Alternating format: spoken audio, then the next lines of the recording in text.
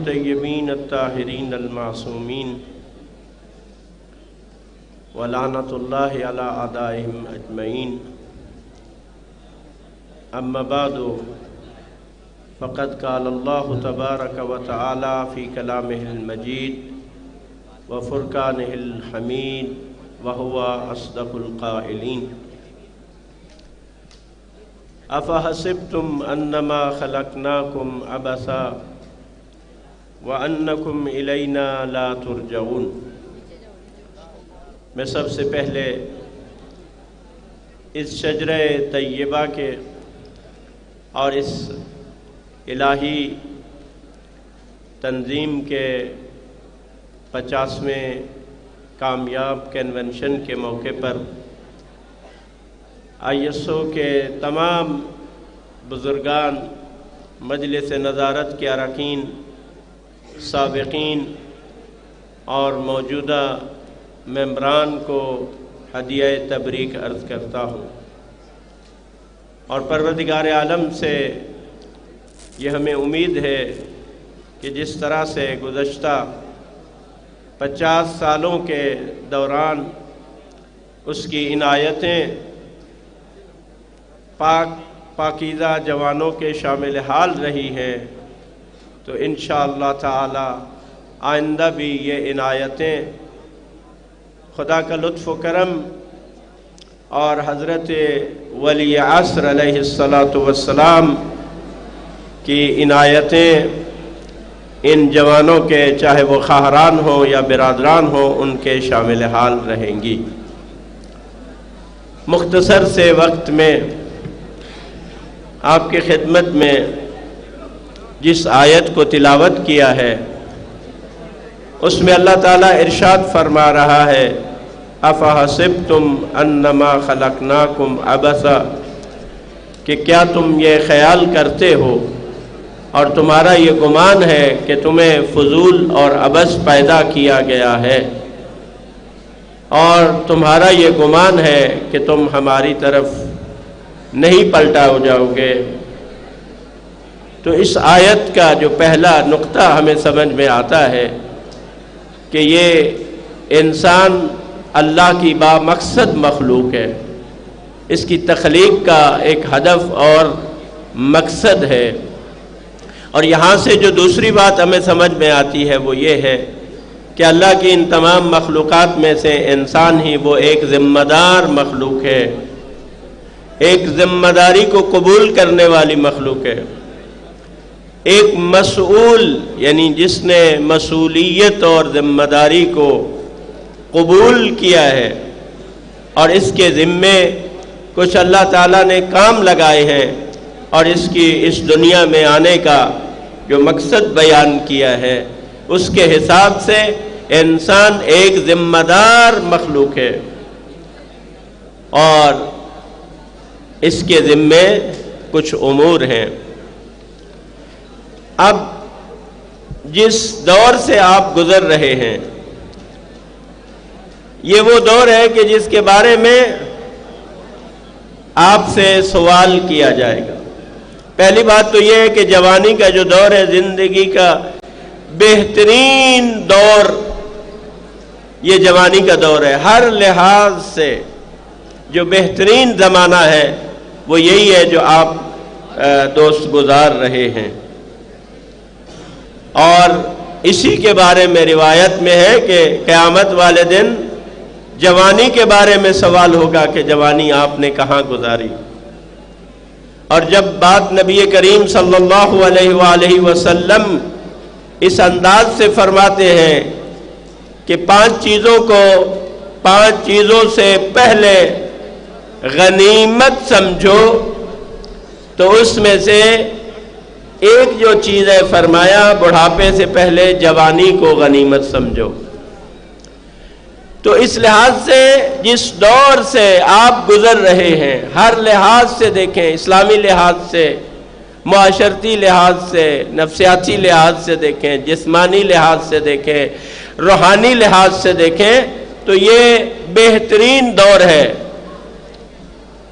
لہذا اس عنوان سے جو جوان کی خصوصیات اس میں سے ایک خصوصیت یہ ہے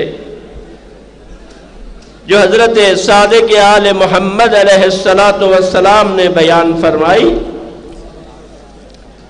آپ فرماتے ہیں ان اللہ تبارک و تعالی یباہی بالشباب علی الملائکہ،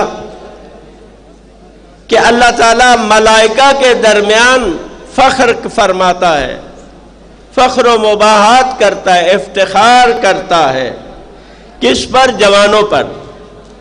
اور فرماتا ہے انظروا الی عبدی ترک شہوتہ من اجلی، کہ فرشتوں میرے اس بندے کی طرف دیکھو کہ جس نے میری خاطر اپنے ہوا و ہوس کو ترک کیا ہے. اور پھر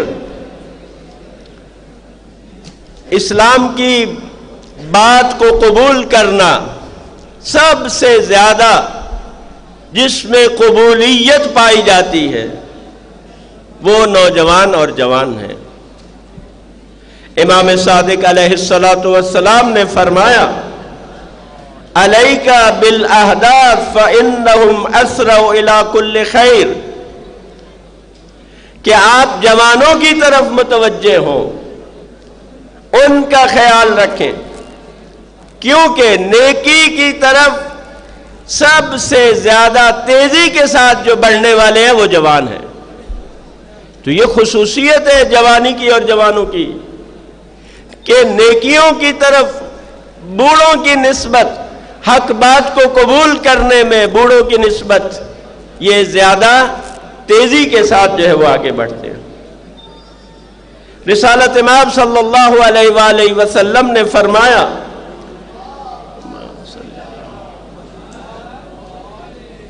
اُوصِیکُم بالشُّبَّانِ خَیْرًا، کہ میں تمہیں جوانوں کے بارے میں بہتری کی نصیحت کرتا ہوں، وصیت کرتا ہوں. کیوں؟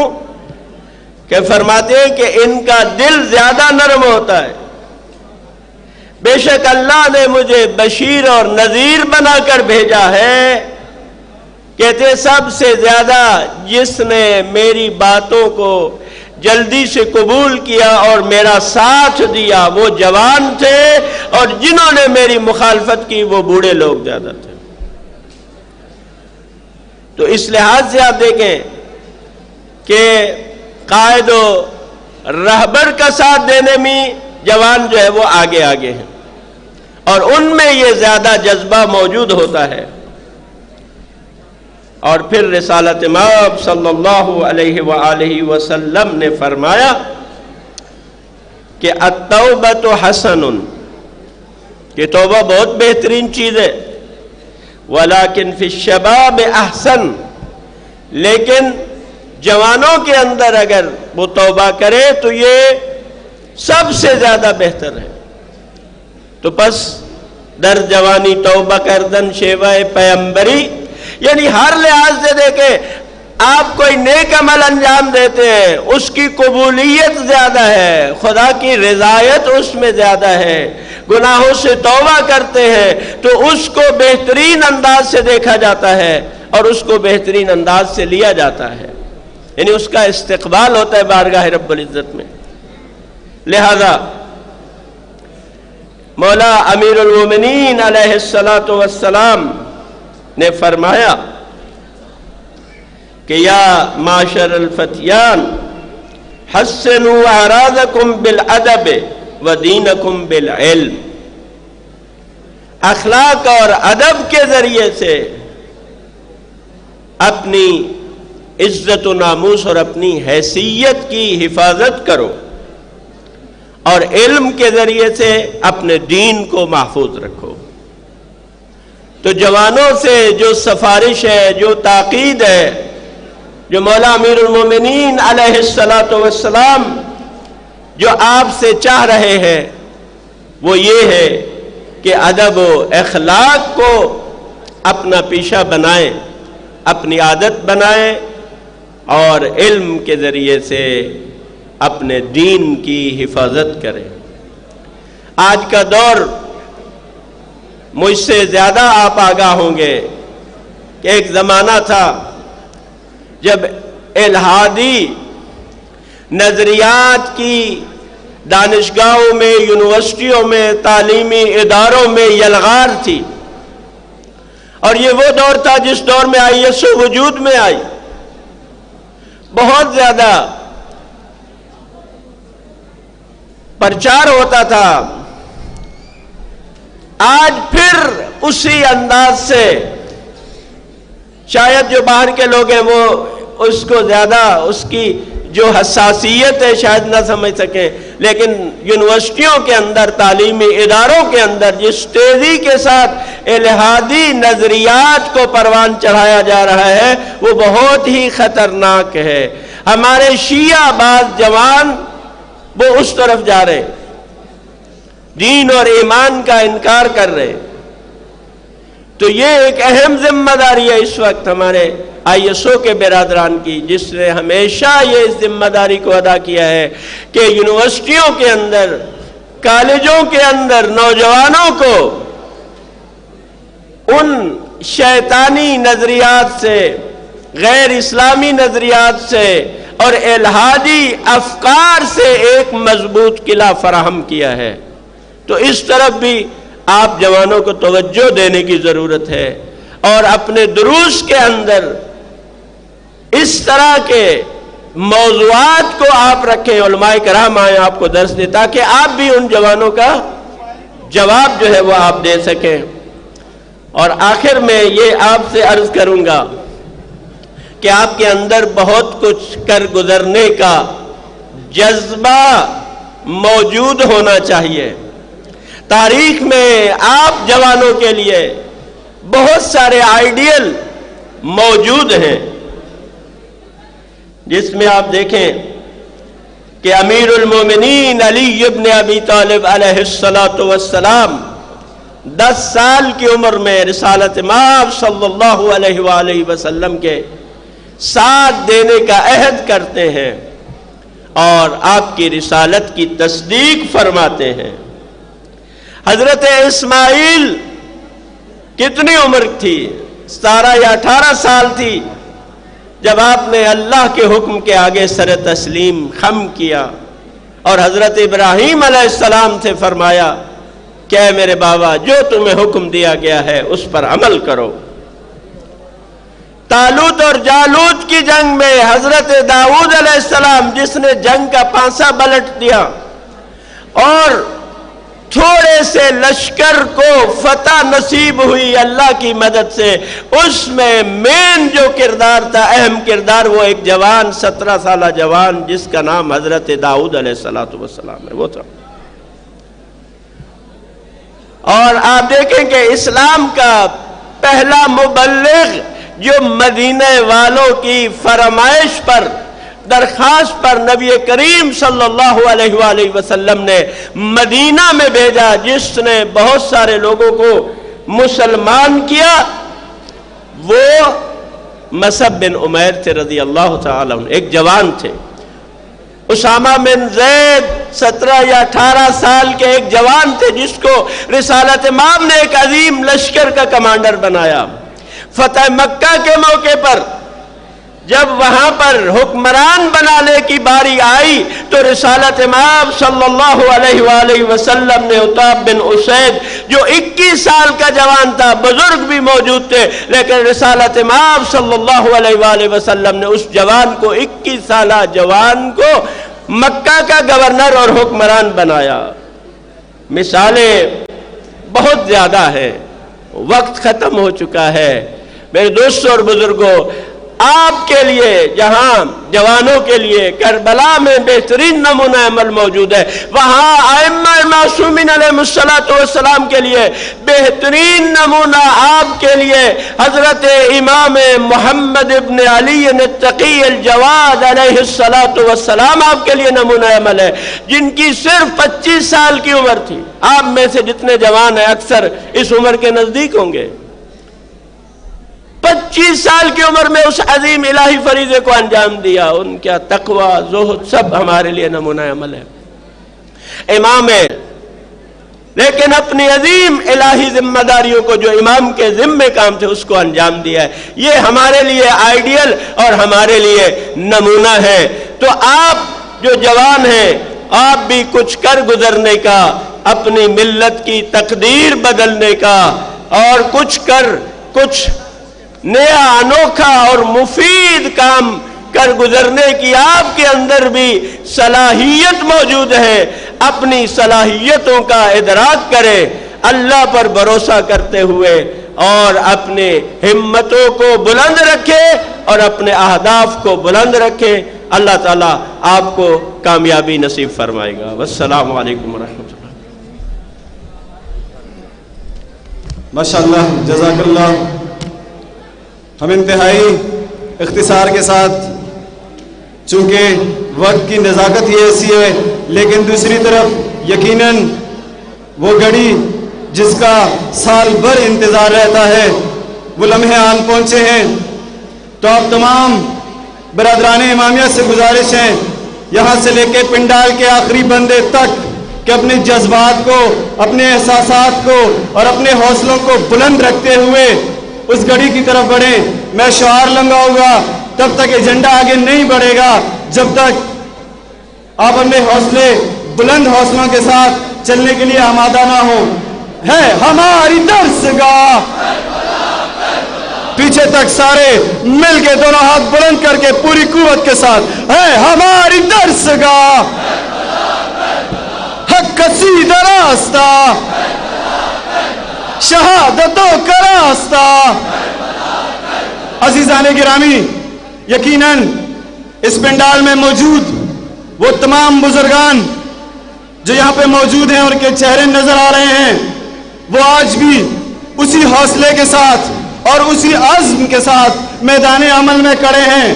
چاہے وہ بزرگان بکر کی سرزمین پہ بکر کنونشن میں قائد شہید کے دستوں بازو بننے کا وعدہ کر چکے تھے، یا وہ بزرگان جو اسلام آباد کنونشن میں مفتی جعفر حسین کی قیادت میں اپنی طاقت کا مظاہرہ کر چکے تھے، یا کوئٹہ کی سرزمین پہ موجود تھے، یا لاہور مینار پاکستان قرآن اہل بیت کانفرنس میں موجود تھے۔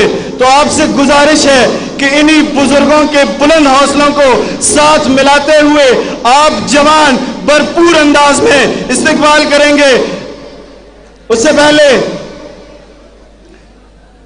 کیونکہ یہاں پہ موجود جتنے بھی بزرگان، جتنے بھی جوان، جتنے بھی برادران امامیہ موجود ہیں، ان سب کا تعلق کربلائی مکتب سے ہے، اور کربلا کا ایک ہی مکتب ہے، وہ طاقت کا اور مظلومیت کو طاقت میں بدلنے کا۔ چاہے وہ آمریت کا سامنا ہو، چاہے انہیں دشمن کا سامنا ہو، چاہے انہیں بیرونی سازش کا سامنا ہو، چاہے انہیں اندرونی سازش کا سامنا ہو، ہمیشہ ان کی پکار یہی رہتی ہے، ہمیشہ ان کا شعار یہی رہتا ہے کہ کربلا آج بھی حکومت کو نگل سکتی ہے، کربلا آج بھی حکومت کو نگل سکتی ہے، کربلا تخت کو تلووں سے مسل سکتی ہے، کربلا خار تو کیا آگ پہ چل سکتی ہے، کربلا وقت کے دائرے کو بدل سکتی ہے۔ کربلا قلعہ فولاد ہے جراروں کا، کربلا نام ہے تپتی ہوئی تلواروں کا۔ کوئی کہہ دے یہ حکومت کے نگہبانوں سے، کربلا ابدی جنگ ہے سلطانوں سے۔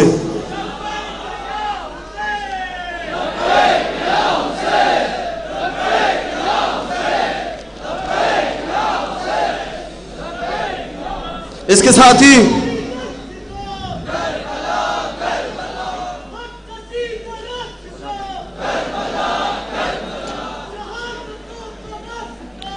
میں گزارش کروں گا، حجت الاسلام والمسلمین علامہ راجہ ناصر عباس جعفری صاحب، سیکرٹری جنرل مجلس وحدت المسلمین، کہ وہ آئیں اور قرآن و اہل بیت کانفرنس کے اس آخری حصے میں اپنا خطاب فرمائیں۔ آغا صاحب کی صحت و سلامتی کے لیے اور استقبال کے لیے بلند آواز میں لبیک یا حسین۔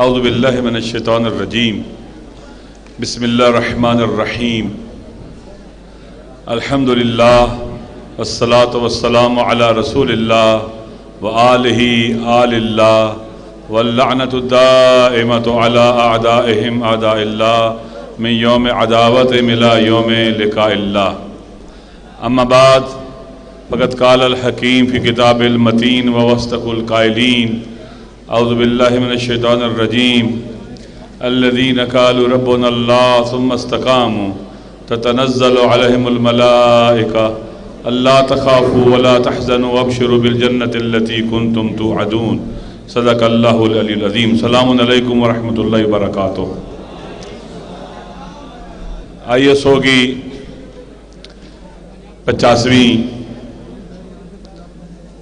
50ویں یوم تاسیس کے موقع پر میں آپ سب کو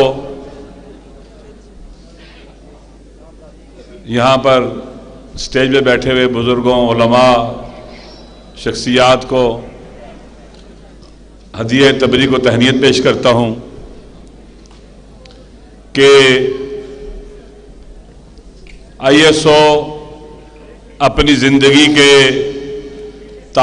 یوم تاسیس سے لے کر اپنے یوم تاسیس سے لے کر آج تک مختلف نشیب و فراز سے گزرتی ہوئی آج یہاں آ پہنچی ہے، اپنی 50ویں یوم تاسیس کو منا رہی ہے. کوئی بھی قوم، کوئی بھی بہدف انسان بغیر نظم و انضباط کے اپنے اہداف اور مقاصد کو حاصل نہیں کر سکتا. یہ عقلی طور پر بھی ثابت ہے، عرفی طور پر بھی ثابت ہے اور شرعی طور پر بھی معصوم علیہ السلام کے فرامین میں موجود ہے. اوصیکم بتقوی اللہ و نظم امرکم. نظم، منظم ہونا اس ہدف کے لیے جو مشترکہ ہے، ان آرزوؤں کے لیے جو مشترکہ آرزویں ہیں، ان ارمانوں کے لیے جو مشترکہ ارمان ہیں، چاہے وہ الہی ہیں چاہے وہ غیر الہی ہیں، رسم یہی ہے، طریقہ یہی ہے کہ لوگ منظم ہو کر ان کی طرف بڑھتے ہیں، تنظیمی شکل میں ڈھل جاتے ہیں. خدا نے قرآن مجید میں بھی ارشاد فرمایا فَإِنَّ حِزْبَ اللَّهِ هُمُ الْغَالِبُونَ. اللہ کی حزب بھی غالب آنے والی ہے، صرف اور صرف. لہذا ISO ان اعلی اہداف اور ارمان اور آرزویں رکھنے والے افراد نے اس کو وجود دینے میں کردار ادا کیا، جو بہت بابصیرت تھے اور بہت باشعور تھے اور وقت کے تقاضوں کو سمجھتے تھے، حالات کو سمجھتے تھے، اپنی ذمہ داریوں سے واقف اور آشنا تھے، باشعور تھے، باہمت تھے، باحوصلہ تھے. لہذا انہوں نے اس دور میں اس جماعت کی بنیاد رکھی اور پھر الحمدللہ مختلف نشیب و فراز آئے، مشکلات آئیں، مسائل آئے، امتحانات آئے، سخت مراحل آئے، لیکن ISO نے اسی صراط مستقیم پر سفر جاری رکھا جو اس کو منزل تک لے جانے والا ہے، ہدف تک پہنچانے والا ہے. ISO نے خط ولایت کو اپنے دل و جان سے لگایا اور خریدا اپنے دل سے، اور اس راستے پہ ثابت قدم ہے. خط ولایت یعنی غیبت کبریٰ میں فقیہ عادل اور جامع شرائط کی قیادت اور رہبری میں کام کرنا. خط ولایت یعنی دنیا کے تمام مادہ پرست رہبروں سے اعلان برات اور اپنے زمانے کے نائب امام ولی فقیہ عادل جامع شرائط کی پیروی اور اس کے پرچم تلے اکٹھا ہو جانا. یہ خط ولایت یعنی اگر عملاً کہا جائے مصداقی طور پر امام خمینی قدس سرہ اور آج ان کے خلف صالح عظیم رہبر کے پرچم تلے آنا اور ان کی اقتداء اور پیروی میں آگے بڑھنا.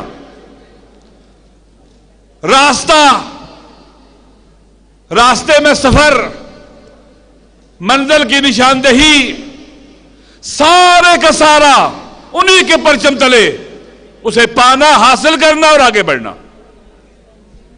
یہ صراط مستقیم ہے، یہ ہدایت کا راستہ ہے اور صرف یہی ہدایت کا راستہ ہے اس پورا شوب دور میں، غیبت کبریٰ امام میں. لہذا یہ سو کو یہ افتخار حاصل ہے کہ آج بھی اس دور میں بھی فقیہ عادل جامع شرائط کی قیادت اور رہبری کا پرچم اٹھائے ہوئے آگے بڑھ رہی ہے، اور یہ باعث فخر بھی ہے.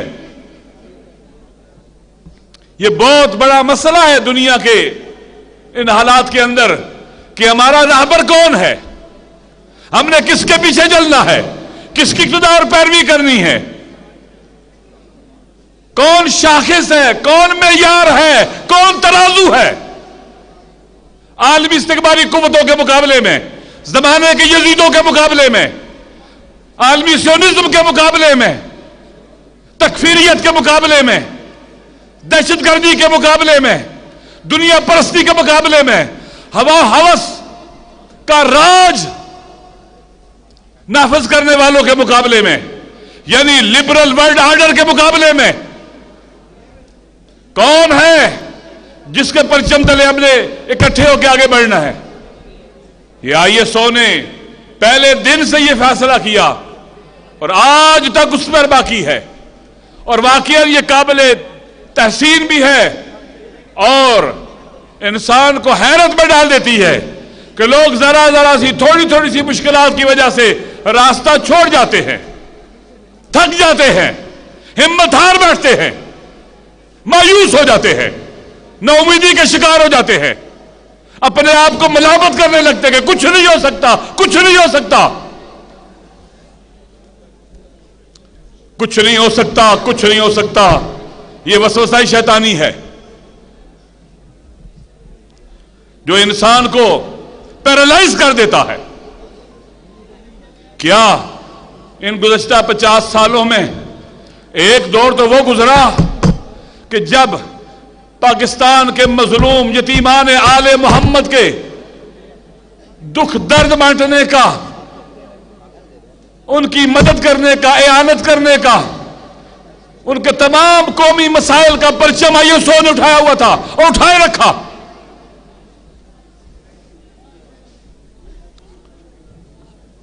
مایوسیوں کو ختم کرنے کے لیے، نا امیدیوں کو ختم کرنے کے لیے، امید کے چراغ جلانے کے لیے الحمدللہ آج اس دور میں ہم گزر رہے ہیں. آج دنیا کو پتا چل چکا ہے کہ کس طرح سے وہ قیادت اور رہبری جسے ہم نائب امام کہتے ہیں، ولی فقیہ کہتے ہیں، اس نے ثابت کیا ہے کہ صرف وہی قیادت ہے جو مظلوموں کے دکھ درد محسوس کرتی ہے اور مظلوموں کی نصرت کے لیے کسی سودے بازی کی قائل نہیں ہے. انہوں نے فلسطینیوں کو نہیں بیچا، شام کو نہیں بیچا، عراق کو نہیں بیچا، یمنیوں کو نہیں بیچا، جس فلسطینیوں کو نہیں بیچا، جس کا بھی ساتھ دیا ہے، تمام عصر کے فرعونوں کے تمام دباؤ کو برداشت کیا لیکن ان مظلوموں کا ساتھ نہیں چھوڑا. یہ ہے مولا علی کے راستے پر چلنے والے، یہ ہے مولا علی کے مکتب کے پروردہ، یہ ہے وہ حقیقی کربلائی اور عاشورائی، یہ ہے وہ قیادت جو امید دیتی ہے. لہذا اس دور کے اندر بہت زیادہ بصیرت کی ضرورت ہے، شعور کی ضرورت ہے، آگہی کی ضرورت ہے، میدان میں حضور کی ضرورت ہے. دشمن شکست کھا رہا ہے، دشمن شکست کھا رہا ہے، فرار کر رہا ہے. ہر مورچے پر شکست کھا رہا ہے، شیطان کو شکست ہو رہی ہے، شیطان ناکام ہو رہا ہے، عالمی استکباری ایجنڈا ناکام ہو رہا ہے۔ وہ اس خطے کے اندر ممالک کو توڑنے آئے تھے، 7,000 ٹریلین ڈالر سے زیادہ، 7,000 ارب ڈالر سے زیادہ ویسٹرن ایشیا میں خرچ کیا اور ساؤتھ ایشیا میں 2.6 ٹریلین ڈالر خرچ کیا، ناکام ہو گئے۔ کس نے ناکام کیا؟ راہبر کی قیادت نے، راہبر کی سپر اسٹریٹجیز نے، کاؤنٹر اسٹریٹجیز نے انہیں ناکام کیا ہے۔ دشمن کو ہمارے بارے میں بہت کینہ ہے، وہ بغض سے بھرا ہوا ہے اس کا سینہ ہمارے بارے میں، اسے ہم سے نفرتیں ہیں۔ لہذا پاکستان کے اندر ہمارے ساتھ جو کچھ بھی ہوتا ہے، جو ظلم ہوتا ہے، جو زیادتی ہوتی ہے، اس کے پیچھے عالمی استکباری قوتیں ہیں، اسرائیل ہے، امریکہ ہے اور ان کے الائز آل سعود ہیں، اور پاکستان کے اندر بکے ہوئے گھسپیٹھیے ہیں جو ہمارے اداروں میں موجود ہیں، جو ہمارے وطن کو بربادی کی طرف لے کے جا رہے ہیں۔ اس وقت دشمن کا یہ منصوبہ ہے کہ مسلم ممالک کے اندر کو ڈسٹیبلائز کیا جائے۔ آپ دیکھیں یمن کے اندر پولیٹیکل کرائسس انہوں نے کھڑا کیا، پھر امنی کا نامنی بھی لیا ہے، لبنان میں سیاسی بحران، عراق میں سیاسی بحران، جب ان ملکوں کو توڑ نہیں سکے تو وہاں پر سیاسی بحران، سیکورٹی کے بحران۔ پاکستان کے اندر بھی ہمارا دشمن بحران کھڑا کرنا چاہتا ہے، سیاسی بحران، معاشی بحران، سیکورٹی کا بحران کمزور کرنا چاہتا ہے، اس کے کئی اہداف ہیں۔ لہذا باشعور ہو کر، بابصیرت ہو کر میدان میں حضور کی ضرورت ہے۔ دشمن کو پاکستان میں ناکام بنانا ہے، ہم نے اس کے منصوبوں کو ناکام بنانا ہے۔ ہمیں میدان میں حاضر رہنا ہوگا، ہمیں چیزوں کو سمجھنا ہوگا، درست طرح سے سمجھنا ہوگا، اچھے اور برے کی اور کم برے کی تشخیص دینا ہوگی، کئی غلطی نہ کر بیٹھے، کہیں پاکستان کے اندر بھی ہم سیاسی بحران اور اس طرح کے بحران پیدا کرنے کا حصہ نہ بنے، ان کا راستہ روکنا چاہیے۔ لہذا پاکستان کی سرزمین پر کوئی بھی غیر آئینی اگر قدم اٹھایا گیا، کوئی بھی غیر آئینی قدم اس وطن کے اندر، تو یہ اس ملک کو بحران کا شکار کر دے گا، ڈسٹیبلائز کر دے گا اور ملک کو برباد کر دے گا، اور امریکہ اور عالمی شیطانوں کا منصوبہ کامیاب ہو جائے گا۔ ہمیں ایک پاکستانی ہونے کے ناطے بھی، اور ایک کربلائی اور عاشورائی ہونے کے ناطے سے بھی، اور ایک مسلمان ہونے کے ناطے سے بھی ہمیں اس کا راستہ روکنا چاہیے، سٹینڈ لینا چاہیے، ہمارا موقف آنا چاہیے کہ ہم پاکستان کی سرزمین پر کسی بھی غیر آئینی اقدام کی مخالفت کریں گے، اس کے مقابلے میں سٹینڈ لیں گے، یہ ہمارا موقف ہونا چاہیے۔ ہم پاکستان میں سیاسی پاکستان کو سیاسی طور پر ڈسٹیبلائز کرنے کے مخالف ہیں۔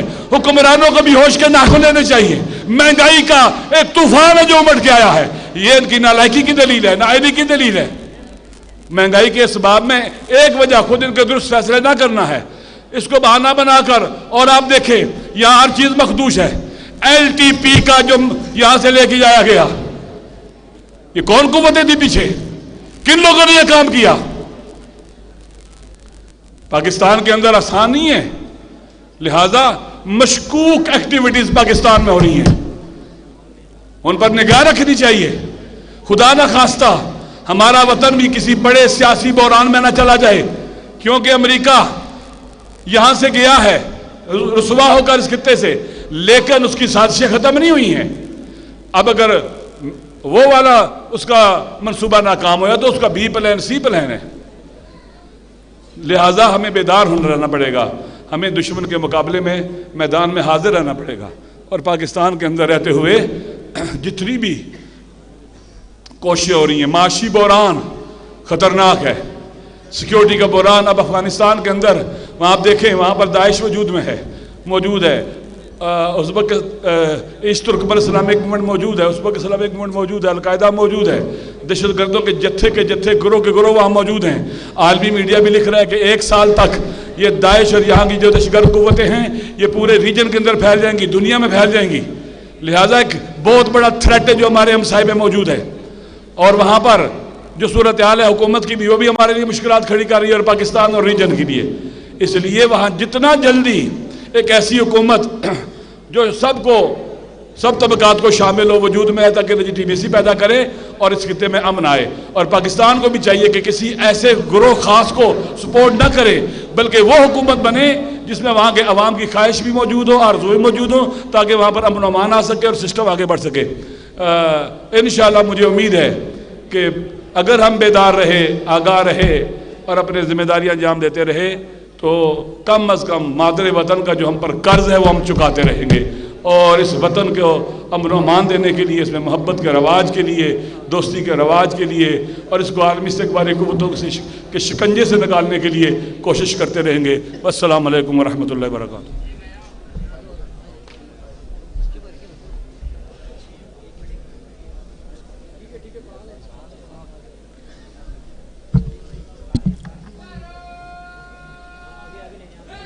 ماشاءاللہ، جزاک اللہ. اس کے ساتھ ہی میں ملتمس ہوں برادر اون صاحب بیاض دستہ امامیہ کراچی ڈویژن کہ وہ آئیں اور مختصر انداز میں سامعین کی سماعتوں کو بیدار کریں. نعرہ حیدری بر محمد و آل محمد صلوات.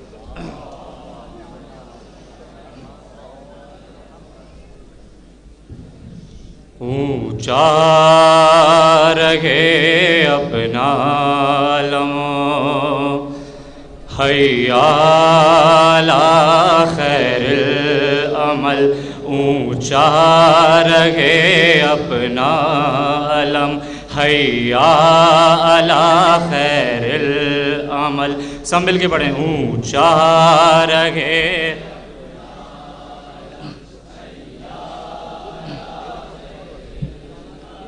جب تک ہے دور آسماں، سن لے یہ ہر پیر و جواں، آواز پر شبیر کی بڑھتا رہے یہ کارواں، رکنے نہ پائیں یہ قدم. اونچا رہے اپنا حی علی خیر العمل. اونچا رہے اپنا علم. ہر قلب پہ چھاتے چلو، دنیا کو بتلاتے چلو، ایک ایک مغازے ظلم کی تصویر دکھلاتے چلو، ہر دل میں بھر دو شہ کا غم. اونچا رہے اپنا علم، حی علی. اونچا رہے اپنا علم، حی. جب بھی کوئی مشکل پڑی، دنیا ایسی در پہ جھکی، سینوں سے بل کھا کر ادھر اٹھی صدائے یا علی، نکلا ادھر باطل کا دم. اونچا رہے سب مل کے پڑھیں. اونچا رہے اپنا علم، حی. اونچا رہے اپنا علم. یہ پرچم عباس ہے، ٹوٹے دلوں کی آس ہے، اب تک اسی پرچم تلے زندہ کسی کی پیاس ہے، جس نے سہے لاکھوں ستم. اونچا رہے اپنا حی علی خیر العمل. اونچا رہے اپنا علم، حی. زندہ یہ بیداری رہے، یہ سلسلہ جاری رہے، ہم ہو نہ ہو اس بزم میں قائم آزادہ ری رہے قائم آزاداری رہے قائم آزاداری رہے قائم آزاداری رہے قائم آزاداری بر محمد و آل محمد صلوات. میری جان جوانی آئیسو، میری جان جوانی آئیسو، پھولوں کی رانی آئیسو، پھولوں کی رانی آئیسو، بیدار ہماری آئیسو، بیدار ہماری آئیسو. ماشاءاللہ یقیناً انتظار کی گھڑیاں ختم، وہ لمحہ آن پہنچا کہ جب آپ طلباء امامیہ اپنے نئے قائد کا نام سنیں گے. اور مجھے یقین ہے کہ اس پنڈال میں موجود ہر پیر و جوان، ہر بزرگ، ہر امامیہ جوان اس لمحے کا شدت کے ساتھ انتظار کر رہا ہے. تو آپ تمام پنڈال کے آخری تک جتنی بھی برادران یہاں پہ پنڈال میں موجود ہیں، اسکاؤٹ سے بھی گزارش ہے کہ منظم انداز میں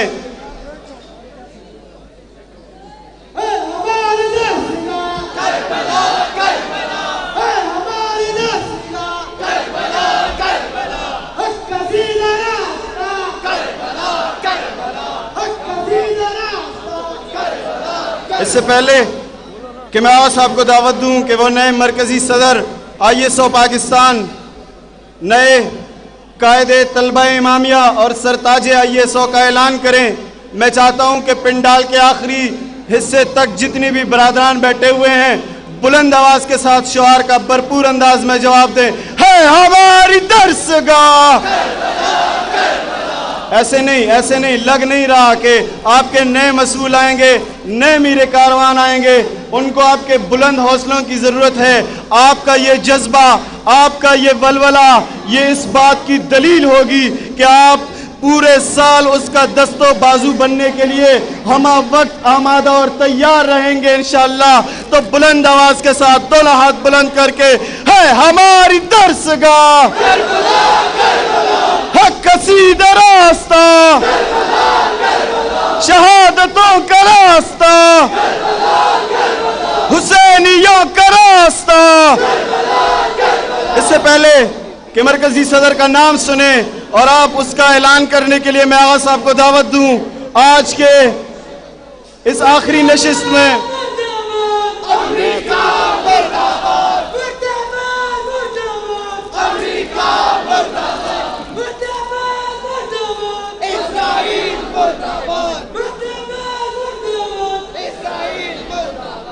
اس کے ساتھ ہی آج کے اس 50 سالہ کنونشن کے موقع پہ ان شہیدوں کو خراج عقیدت پیش کرنا چاہوں گا، بالخصوص سالار شہدائے پاکستان قائد شہید اور اس کے ساتھی اور باوفا رفیق شہید ڈاکٹر محمد علی نقوی کو کہ جن کی خون کا یہ صدقہ ہے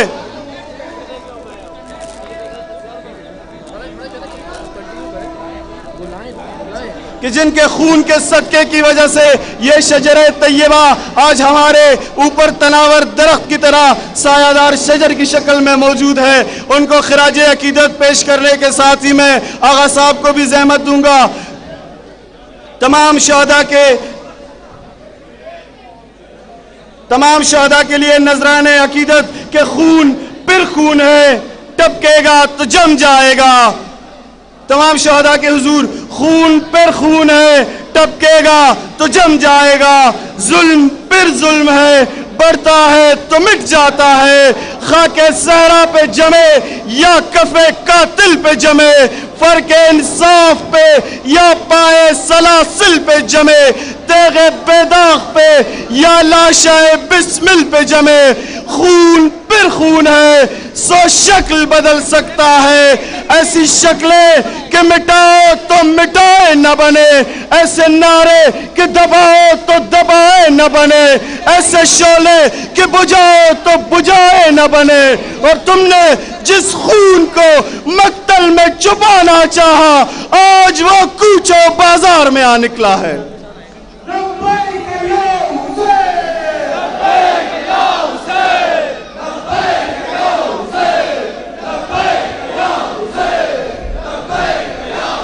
ساتھی میں ملتمس ہوں انتہائی واجب الاحترام حجت الاسلام والمسلمین آغا غلام عباس رئیسی صاحب رکن مرکزی نظارت ISO پاکستان کہ وہ اسٹیج پہ آئیں اور نئے قائد امامیہ کا اعلان کریں. بلند تر تکبیر! اللہ اکبر اللہ اکبر اللہ اکبر مرد آباد امریکہ مرد آباد اسرائیل مرد آباد ہندوستان مرد آباد دشمن ولایت وکیل خدایا خدایا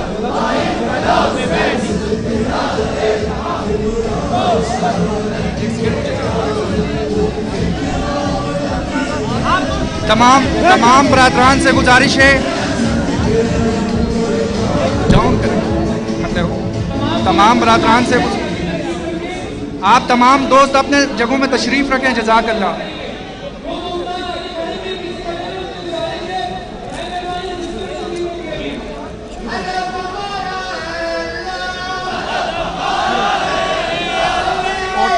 اسٹیج کے علاوہ نعرے نہ لگائیں, ٹائم نہیں ہے, یا تو ریلی کینسل کرنا پڑے گا.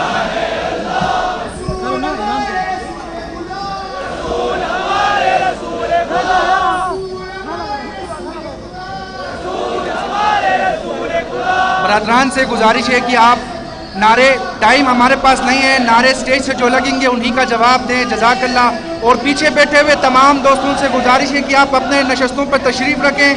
آغا صاحب کے خطاب کے آخر میں انشاءاللہ اعلان ہوگا. آپ تمام دوست جو کھڑے ہیں آپ سے گزارش ہے کہ آپ اپنے جگہوں میں تشریف رکھیں. جزاک اللہ. سلامت رہیں.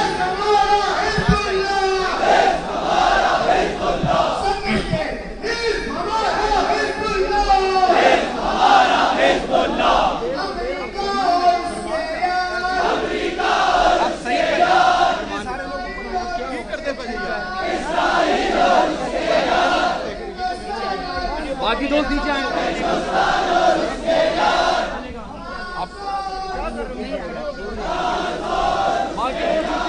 اعوذ باللہ من الشیطان الرجیم. بسم اللہ الرحمن الرحیم.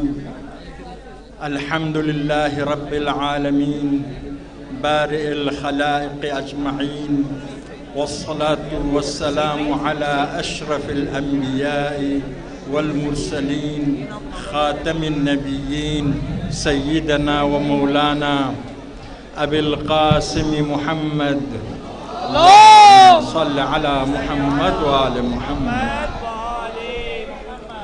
وآلہ الطیبین الطاہرین المعصومین الذین اذهب اللہ عنہم الرجس وطہرہم تطہیرا. اللہم صلی علی محمد وآل محمد. واللعن الدائم على أعدائهم من يوم عداوتهم إلى يوم الدين. مجھ سے پہلے جناب حجت الاسلام والمسلمین علامہ سیکرٹری جنرل وحدت المسلمین نے عالمانہ اور انقلابی خطاب کیا. اس کے بعد شاید میری گفتگو خواب آور گولی کی حیثیت رکھتی ہے، لیکن میرے برادران نے ایسا انتظام کیا کہ میر کاروان کے نام کا اعلان کے ذریعے مجھے یہ شرف بخشا اور میری گفتگو میں بھی جان ڈال دی. آپ اسی کی امید سے سنیں گے، نہیں سنیں گے تب میری طرف دیکھتے رہیں گے.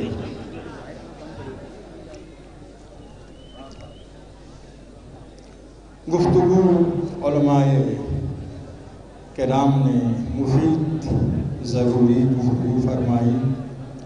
موضوع یہ اجتماع قرآن اور اہل بیت ہے. قرآن میں ارشاد ہوتا ہے اِنَّا عَرَضْنَا الْأَمَانَةَ عَلَى السَّمَاوَاتِ وَالْأَرْضِ وَالْجِبَالِ فَأَبَيْنَ أَن يَحْمِلْنَهَا وَأَشْفَقْنَ مِنْهَا وَحَمَلَهَا الْإِنسَانُ إِنَّهُ كَانَ ظَلُومًا جَهُولًا. ہم نے اپنی امانت پیش کی آسمانوں کے پاس، زمین پر، پہاڑوں پر سب ڈر گئے اور انسانوں نے قبول کیا. سب ڈر گئے، نہ آسمان نہ زمین نہ پہاڑ، کیونکہ ان میں صلاحیت نہیں تھی، تکویناً صلاحیت نہیں تھی امانت الہی کے امین بن سکے. انسان کے پاس صلاحیت تھی، انسان امین بن گیا. وَحَمَلَهَا الْإِنسان، انسان نے امانت خدا کے حامل ہونے کا حامی بن قبول کیا. إِنَّهُ كَانَ ظَلُومًا جَهُولًا، لیکن صلاحیت کے باوجود دو بڑا عیب انسان کے اندر ہے. ایک یہ ہے کہ بڑا ظالم ہے، دوسرا یہ ہے کہ بڑا جاہل ہے. امانت الہی کے حامل ہونے کے لیے علم اور عدالت اور عصمت کی ضرورت ہے. وَجَعَلْنَاهُمْ أَئِمَّةً وَجَعَلْنَا مِنْهُمْ أَئِمَّةً يَهْدُونَ بِأَمْرِنَا لَمَّا صَبَرُوا وَكَانُوا بِآيَاتِنَا يُوقِنُونَ. ہم امام بناتے ہیں، ہم نے ان لوگوں کو امام بنایا، پیشوا بنایا، اس امانت کے امین بنایا، ہمارے حکم کے مطابق ہدایت کرتے ہیں، یعنی اس امانت کو پہنچاتے ہیں. جب وہ صابر اور اہل یقین تھے، یعنی علم میں یقین کے مقام پر فائز تھے، عمل میں صبر کے مقام پر فائز تھے. اسی لیے انسانوں میں صلاحیت ہے، اشرف مخلوقات بننے کی صلاحیت ہے، مسجود ملائک بننے کی صلاحیت ہے، لیکن ظلم و جہل کی وجہ سے اپنا آپ کو محروم کرتے ہیں اس مقام سے. اسی لیے خدا نے امامت کا انتظام کیا، نبوت کا انتظام کیا، تاکہ انسان کی تربیت ہو جائے. آپ دیکھتے ہیں تاریخ انبیاء میں اسی ظلم اور جہول کی وجہ سے انسان امانت خدا کا لائق نہیں بنا. پیغمبر خدا جب آ گئے 1,24,000 انبیاء میں سے ایک نبی زندہ، باقیوں کے 25 کے علاوہ کے نام و نشان بھی مٹ چکا تھا. 104 کتابوں میں سے قرآن محفوظ، باقی کوئی محفوظ نہیں ہے، بلکہ نام و نشان بھی مٹ چکا تھا 3-4 کتابوں کے علاوہ، توریت، انجیل، زبور، وہ بھی تحریف کے ساتھ. یہ انسانوں کی حالت تھی. ظلم اور جہول کی وجہ سے خدا کے امانت کے امین نہ بن سکے، تو خدا نے پیغمبر خدا کو آخری امین کے طور پر منتخب فرمایا. سورہ ابراہیم کے شروع میں فرماتا ہے بسم اللہ الرحمن الرحیم الف لام میم الف لام را انا انزلنا الیک الکتاب لتخرج الناس من الظلمات الى النور. پیغمبر ہم نے کتاب نازل کی تاکہ لوگوں کو تاریکی سے نور کی طرف آپ لائے. یعنی کتاب کی ضرورت ہے، اور اس کتاب کے مطابق انسانوں کی تربیت کرنے والے کی ضرورت ہے. علم کی ضرورت ہے، علم کے صحیح تفسیر کرنے والے کی ضرورت ہے. کتاب کی ضرورت ہے، کتاب کو صحیح نافذ کرنے والے کی ضرورت ہے. کتاب کی ضرورت ہے اور کتاب کے صحیح اسوہ بننے والے کی ضرورت ہے. کتاب کی ضرورت ہے اور کتاب کو الہی حکومت کی شکل میں معاشرے میں نافذ کرنے کی ضرورت ہے. کیونکہ انسان کے دو پر ہے، علم اور عمل. اور عمل میں حکومت کا بڑا اثر. پیغمبر خدا کی کامیابی کے ایک راز یہ حکومت نہیں تھی. حکومت نہ ہونے سے آپ کو شہید نہ کر سکے. شب ہجرت 1000 کوشش کے باوجود بھی جرأت نہ ہوئی ابو لہب کے روکنے سے. اور بعد میں پیغمبر نے حکومت بنائی تو آپ کی تعلیم حکومت کی شکل میں کافی حد تک باقی رہی. حکومت یہ انتہائی الناس علی دین ملوکہم، لوگ اپنے حاکموں کے دین پر ہوتے ہیں. تو پیغمبر خدا کے بعد یہی خطرہ تھا کہ امانت دوبارہ خطرے میں پڑ جائے. تو کیا انتظام کیا؟ پیغمبر فرمایا، پیغمبر کے زمانے میں پیغمبر اور قرآن، پیغمبر کے بعد पैगम्बर ने फरमाया इन्नी तारिकुन फीकुम थक़लैन किताब अल्लाह व इत्रती अहल बैती, मैं कुरान और इत्रत छोड़ के जा रहा हूँ। ये रिवायत मुतवातिर बैन अल फरीक़ैन रिवायत है। इस रिवायत का माना क्या? इस रिवायत का माना ये कि इत्रत कुरान से जुदा होने वाले नहीं हैं। अगर आप कुरान से जुदा हुए हैं तो इत्रत से भी जुदा हो गए हैं।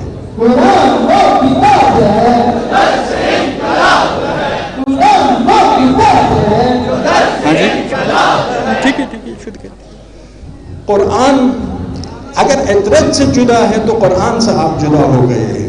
कुरान और इतरत लाज़िम मलज़ूम अलीयुन मअल कुरान वल कुरान मा अली अना मदीनतुल इल्म व अलीयुन बाबुहा, यानी कुल अमानत पैगंबर अली के पास है। मसल अहल बैती का मसल सफीनतुल नूह, सफीने नूह है, अगर इसमें सवार हो गए किश्ते अहल बैत में नजात वरना हलाकत।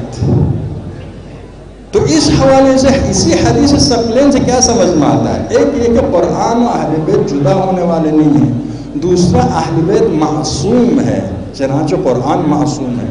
अगर अहल बैत मासूम न हो तो जुदा हो गए।